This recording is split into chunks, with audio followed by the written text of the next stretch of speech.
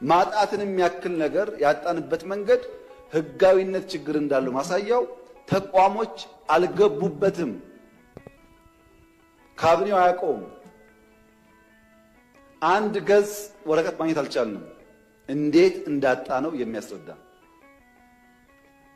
እና ህዝብ የማያውቀው ፓርላማ የማያውቀው ካቢኔ የማያውቀው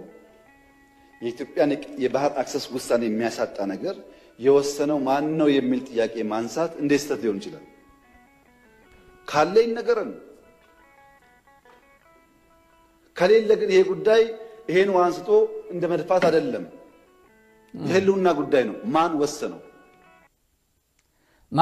በጣም ወሳኝ ጥያቄ ነው እዚህ ጋር መልስ አለ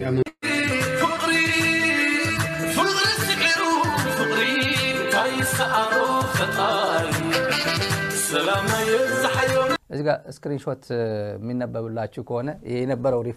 የነበረው ጉዳይ ነው ያሳጤ 93 ስቴት ሁድ ሪኮግኒሽን ፕሮሰስ ነው የኤርትራ ፕሮሰስ አጋጣሚ ብዙ ሰው ማይገባው እንትን ስለሚሆን ፕሮሰሱ ምን ነበር ብላችሁ ለምታስቡ የሪፈረንደም ጉዳይ ዩኤን ሱፐርቫይዝድ ሪፈረንደም ተደረገ 98.8 አገኙ እንትን አለ የዩኤን ሪፖርት አለ ዛላ የምታዩት ነው ከዛ ጆይንት እንትን አለ ጆይንት ኮሚኒኬ አለ ፎርማል ሪኮግኒሽን ባይ ኢትዮጵያ አፍተር ዘ ሪፈረንደም አለ ሳይንድ ባይ መለስ ዜናዊ እና ኢሳያስ አፈወርቂ ይላል 27 ኤፕሪል 1993 ይላል ከዛ ያው ፓርላሜንታሪ ኢንፎርስመንት አለ ኖት ቨርባል ቱ ዘ ዩኤን አለ ወደ ዩኤን ጻፈ ሌተር ቱ ዘ ኦኤዩ ነው ያኔ አፍሪካ ህብረት አልነበረም የኦኤዩ የሚባለው ነው ከአፍሪካ ህብረት በፊት የነበረው ከዛ የኢንዲፔንደንት አድሚሽን የኢንተርናሽናል አድሚሽን በዚህ የገባችው ቀን ደግሞ እዛ ላይ ያለ አንቀጹ የዩኤን ሴኩሪቲ ካውንስል ሪፈረንሱ ምናምን ኤሪትሪያ አድሚትድ ቱ ዩኤን ኤንድ ኦኤዩ ፎሎዊንግ ኢትዮጵያስ ኮንሰንት ላይ እዛ ላይ ያለ መጨረሻ እንትን ላይ ያለ ይሄ ፕሮሰሱ ነው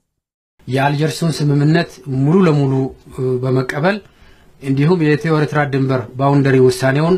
ሙሉ ለሙሉ በመቀበልና ያለምንም ማመንታት ተግባራዊ በማድረግ ከኤርትራ ጋር ያለንን የሰላም ሁኔታ ወደ ሙሉ ሰላም በመንገባበትን አቅጣጫ አስቀምጧል ማለት ነው ስለዚህ የኢትዮጵያ መንግስት ለኤርትራ ህዝብና ለኤርትራ መንግስት በአዲስ መልክ የሰላም ጥሪ የሰላም ዝግጁነት ያቀርባል